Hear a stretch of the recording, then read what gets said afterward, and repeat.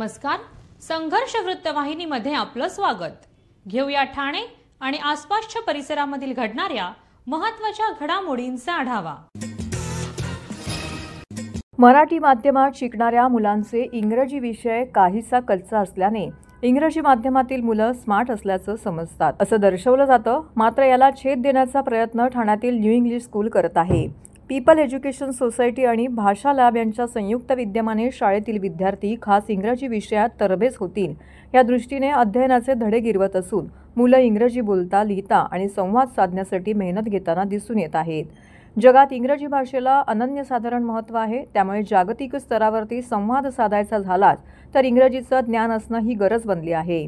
मुंबई, ठाण्यासारख्या शहरात मराठीपेक्षा तुम्हाला इंग्रजी भाषेत बोलता, लिहिता येत असल्यास नक्कीच इंग्रजी भाषा येणाऱ्या व्यक्तीला प्राधान्य दिलं जातं.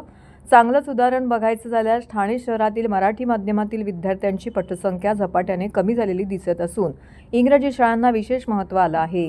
हाच धागा पकडून न्यू इंग्लिश शाळेने आपल्या विद्यार्थ्यांना इंग्रजी बोलणं आणि लिहिणं कसं आत्मसात करता येईल यासाठी विशेष लक्ष दिलं असल्याची माहिती शाळेचे मुख्याध्यापक चंद्रकांत माळगावे यांनी दिली आहे.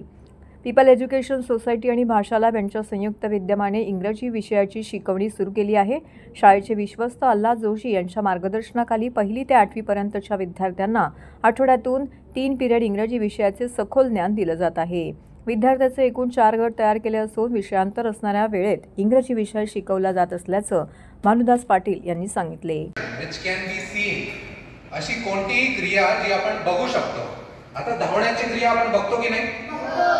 खाण्याची क्रिया बरोबर आहे. झोपण्याची क्रिया all these actions can be seen, therefore they are called main verbs. What are they called?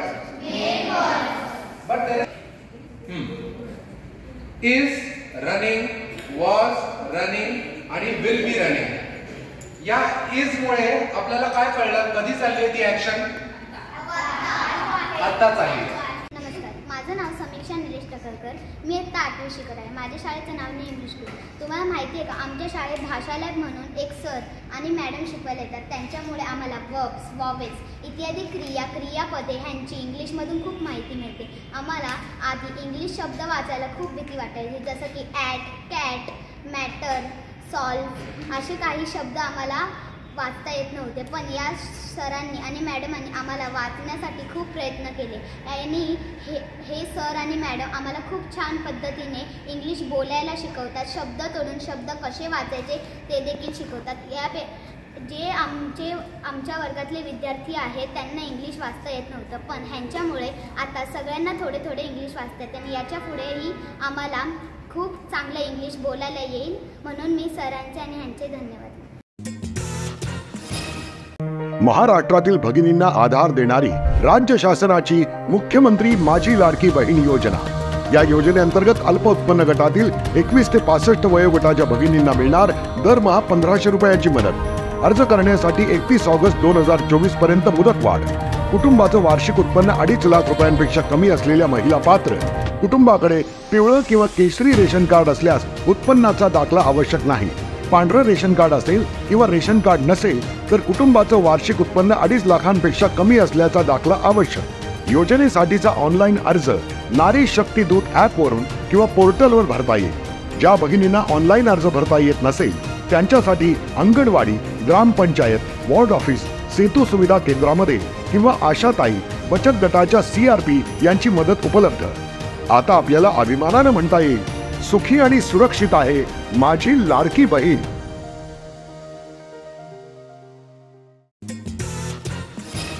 गणेशोत्सवाचं औचित्य साधून स्वर्गीय माजी नगरसेवक मुकुंद केणी यांच्या संकल्पनेतून दरवर्षीप्रमाणे यंदाही प्रभाग क्रमांक 23 राष्ट्रवादी काँग्रेस जनसंपर्क कार्यालय बुधाजी नगर येथे माजी विरोधी पक्ष नेत्या व नगरसेविका श्रीमती प्रमिला मुकुंद केणी व समाजसेवक उद्योजक मंदार मुकुंद केणी यांच्या पुढाकाराने प्रभागातील गणेश भक्त नागरिकांसाठी श्री गणेश प्रतिष्ठापना संपूर्ण पूजा साहित्य फक्त 21 रुपयात देण्यात आले.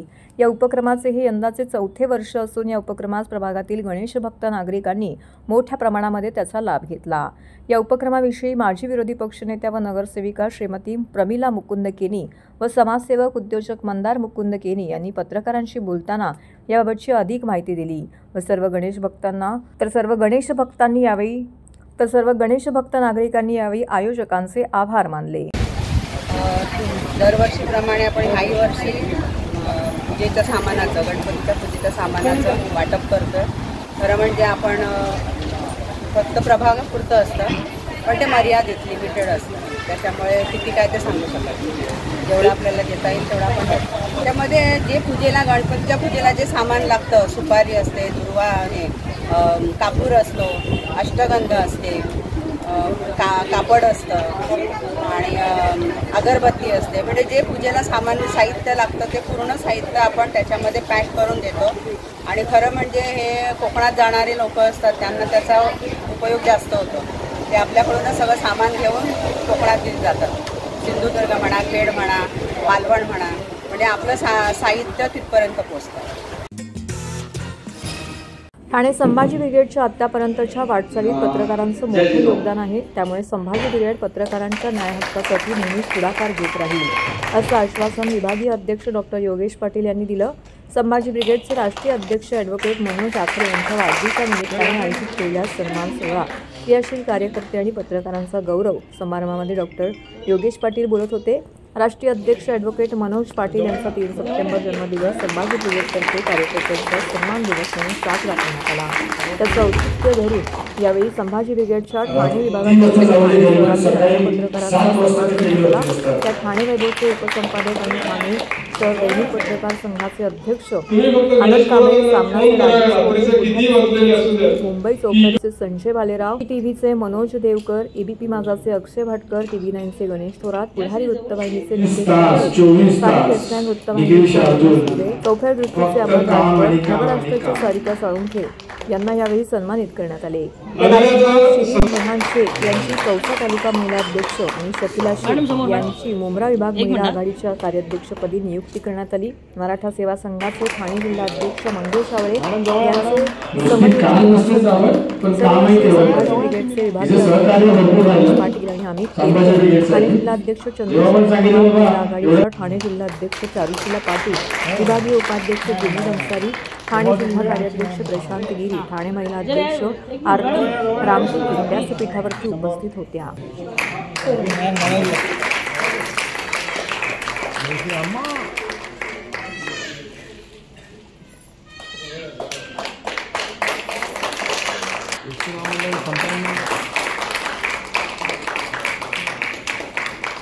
अमर सर,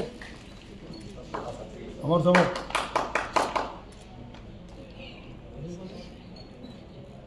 नमस्कार करतो.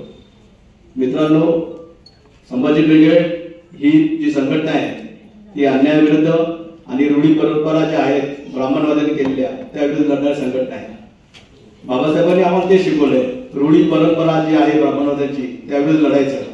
त्यातून आपला समाजाचा विकास होतो आणि ते विकास करण्याचं काम तुम्ही करता. तुम्ही जे काम करता तुम्ही डायरेक्टली अन्यायाविरुद्ध लढता. आम्ही फक्त पेनाने लिहितो, आम्ही फक्त लिहिण्याचं काम करतो, त्यातून आम्ही अन्यायाला वाचा पडतो. तुम्ही अन्यायाच्या विरोधात रस्त्यावर उतरून लढता. प्रसंगी अनेक जण तुमच्यावरती केस होतात, तुम्हाला अनेक यांना सामना करावा लागतो. आमची कदा परिस्थिती झाली त्याच्या सध्याच्या राजकीय जे सत्ताधारी आहेत किंवा हे आहेत त्यामुळे आमच्या पत्रकारांची परिस्थिती तब्दुलासारखी व्हायला लागली. आमच्या देखील केसेस व्हायला लागल्या. आम्ही देखील आता आमच्यातले भरपूर लोकांना दबावाखालीच राहावं लागतंय. या देशात ज्या बाबासाहेबांनी संविधान दिले त्या संविधानाचा वापर ज्या पद्धतीने व्हायला पाहिजे त्या पद्धतीने होत नाही. त्यामुळे तुमच्या आमच्यासारख्या ज्या संघटना आहेत ज्या अन्यायाविरुद्ध लढतात त्यांना रस्त्यावर उतरण्याची आता वेळ आलेली. हिंदू हृदय सम्राट शिवसेना प्रमुख बाळासाहेब ठाकरे आणि धर्मवीर आनंद दिघे साहेब यांना अभिप्रेत असणारे ठाणे बदलते राज्याचे मुख्यमंत्री आदरणीय एकनाथजी शिंदे साहेब यांच्या संकल्पनेतून ठाणे शहरात वैविध्यपूर्ण प्रकल्प कार्यान्वित होत आहेत. कालच्या ठाण्याने उद्याच्या भविष्याचा वेध घेत आजचा वर्तमान दौदीप्यमान केला आहे. या निमित्ताने कोपरी पाचपाखाडी विधानसभा मतदारसंघात असणाऱ्या स्वातंत्र्यवीर सावरकर नगरातील सार्वजनिक उत्सव मंडळाने आपल्या 54व्या वर्षी गणेशोत्सवानिमित्त ठाणे बदलते या विषयावरती आगळा वेगळा देखावा साकारला आहे. शिवसेना गटनेते व माजी नगरसेवक दिलीप बारटक्के यांनी आयोजित केलेल्या ठाणे बदलते या वर्षभर चालणाऱ्या ठाणे बदलते प्रचार प्रसार उपक्रमाची सुरुवात शनिवारी 7 सप्टेंबर ते मंगळवार 17 सप्टेंबर 2024 या कालावधीत नाविन्यपूर्ण तंत्रज्ञान पद्धतीने देखाव्याने होणार आहे. ठाणे बदलते या उपक्रमातून ठाण्यात येणारे केंद्र शासन, राज्य शासन, शासनाच्या विविध संस्था, महामंडळे, ठाणे महानगरपालिका या सर्वांचे विविध प्रकल्प योजना सुद्धा टीव्ही स्क्रीन, सोशल मीडियाच्या माध्यमातून दाखवण्यात येणार आहेत. त्याचबरोबर ठाणे बदलते या विषयावरती वक्तृत्व स्पर्धा, निबंध स्पर्धा, चित्रकला स्पर्धा, घोषवाक्य स्पर्धा, उखाणे स्पर्धा, रील स्पर्धा, मान्यवरांची व्याख्याने, मुलाखती, चर्चासत्रे यांचंही आयोजन करण्यात आलं आहे. शिवाय गणेशोत्सवात परंपरा असणारी अविस्मरणीय मिरवणूक या माध्यमातून सुद्धा ठाणे बदलते हा विषय घेण्यात आला आहे.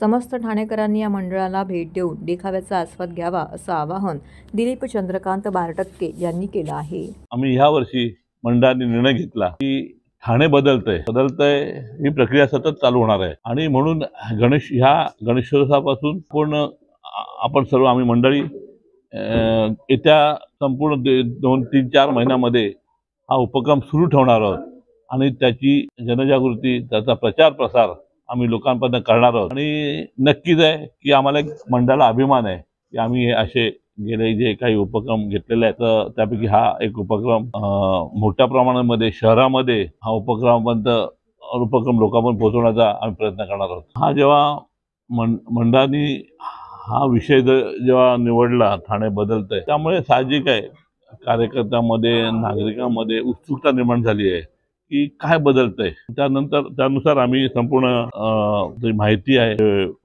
बदल सुरू आहे किंवा जे विकास कामं सुरू आहेत सर्व पोहोचवण्यासाठी हा उपक्रम आपण घेतोय. त्यामुळे सर्वांना उत्सुकता आहे. हे लक्षात घेऊन आम्ही ह्या 11 दिवसामध्ये आरोग्य शिबिर असेल, चष्म्याचं शिबिर असेल किंवा रक्तदान शिबिर असेल, या आरोग्यविषयक आम्ही गोष्टी ह्या 11 दिवसात राबवतो आणि बेरोजगारांसाठी रोजगार मेळावा पण या ठिकाणी आम्ही आयोजित करतो.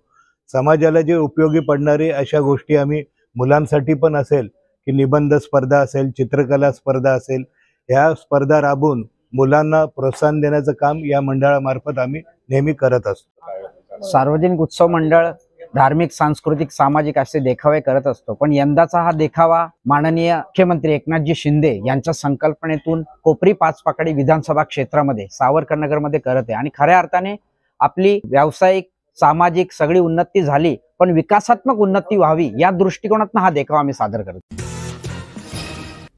तर हे होतं संघर्ष वृत्तवाहिनीचं आजचं बातमीपत्र. उद्या पुन्हा भेटू याच वेळी याच ठिकाणी ताज्या घडामोडींसह. तोपर्यंत नमस्कार.